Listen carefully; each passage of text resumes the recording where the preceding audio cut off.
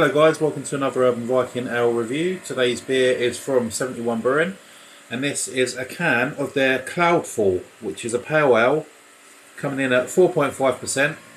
It says a refreshing pale ale packed with citrus, pine and tropical flavours. So I think this is like one of their trademark beers, because I've seen it a lot in pubs and also on the website. So yeah, I think this is like one of the first beers they've done, or what's the word? There's a word I'm trying to think. My brain sometimes is terrible. Obviously, since the stroke, I struggle a bit with words. But yeah, I'm trying to think. I'll think of it later.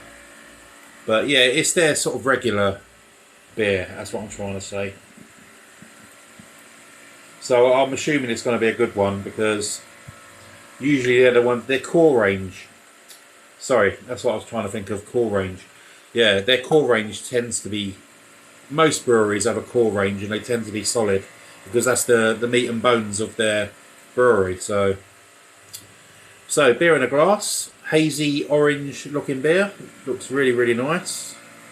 Tiny white head that's disappearing quickly again. Let's get a nose. Not really getting much.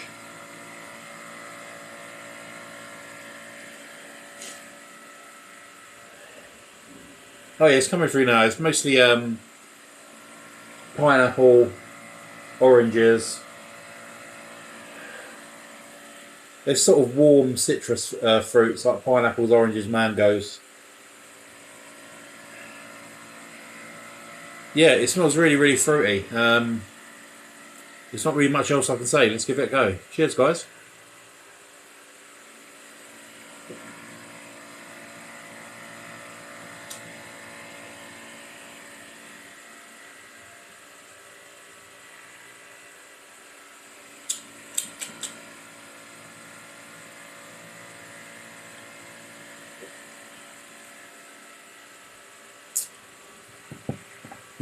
Okay.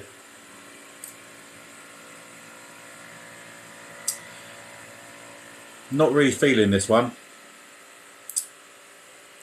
It's quite watery. I was expecting that, because I've recently done a 3.8% one, which was pretty nice for the low ABV. But this one is a little bit stronger, but it tastes weaker. It's very clean and crisp, which I found a lot of their beers to be. I don't know if it's to do with the Scottish water or something, but a lot of Scottish craft beer is really crisp and clean. But this, I was expecting a bit of fruitiness, but it's very, very fleeting. It doesn't last very long at all. And then you're just left with a little bit of dry and bitterness.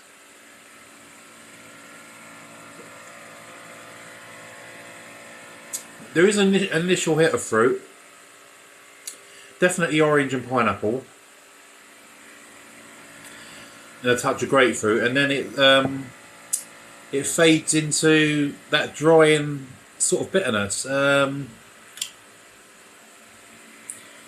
it's all very clean. It doesn't sort of stick around for very long. So, if anything, this tastes lower than the 3.8% one. This just tastes like it could be like a 3% but.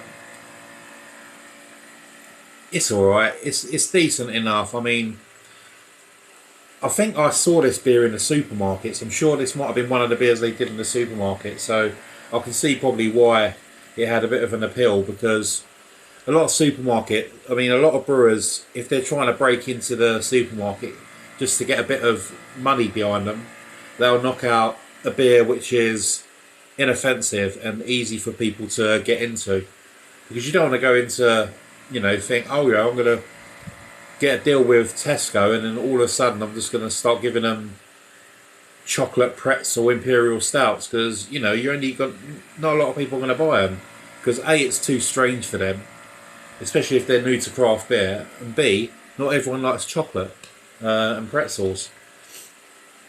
So that's probably a silly example, but you know what I mean. But this is very inoffensive. It's nice and clean and crisp. I could easily see myself sitting back and enjoying 4 or 5 cans of this.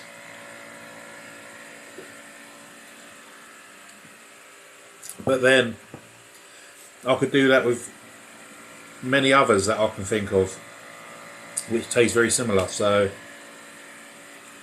on that note, I'm only going to give it a 6 out of 10 because it's still a good beer.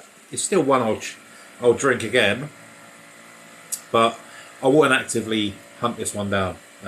If I see it in a supermarket one day and it's on offer, I'll definitely buy it. But as it stands, I'm only going to give it a 6 out of 10 because there's so much more out there that are similar.